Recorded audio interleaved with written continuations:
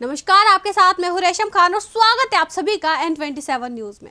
आपके मन में कभी ये सवाल आया है कि हमारी भारतीय नोट या कहे इंडियन करेंसी पर गांधी जी की फोटो कब लगी? आखिर महात्मा गांधी की ही तस्वीर को नोट में लगाने के लिए क्यों चुना गया? वो कौन सी तारीख थी जब महात्मा गांधी की इस खास तस्वीर को ही आधिकारिक रूप से भारतीय बैंक नोटों के लिए चुना गया?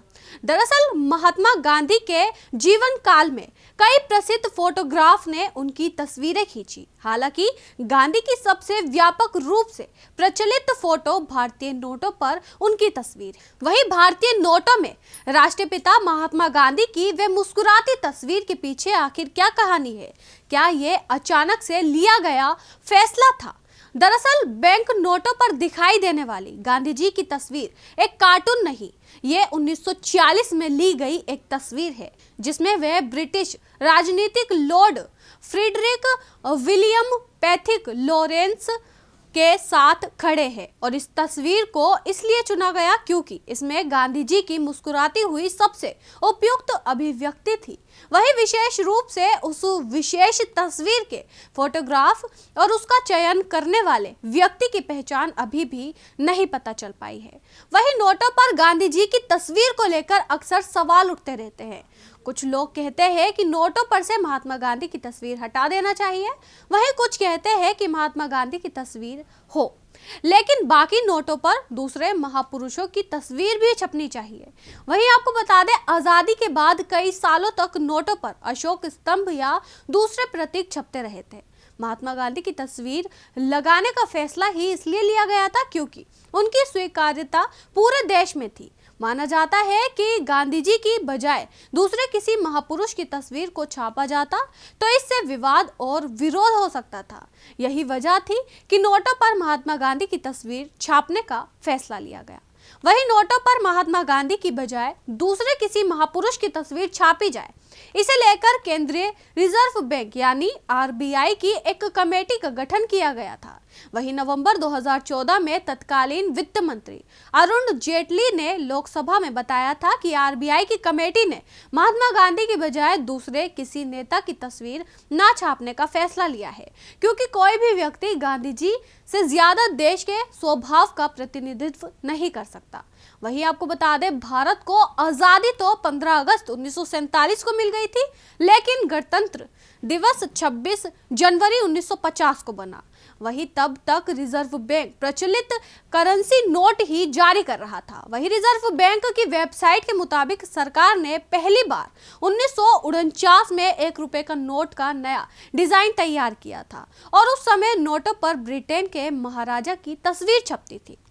वही एक रिपोर्ट के मुताबिक उस समय सहमति बनी कि ब्रिटेन के महाराजा की जगह महात्मा गांधी की तस्वीर छापी जानी चाहिए, लेकिन बाद में तय हुआ कि नोटों पर अशोक स्तंभ की तस्वीर छापी जाएगी।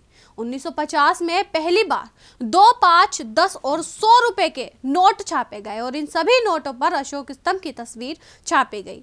वहीं 1953 में नोटों पर हिंदी को प्रमुखता से छापा गया।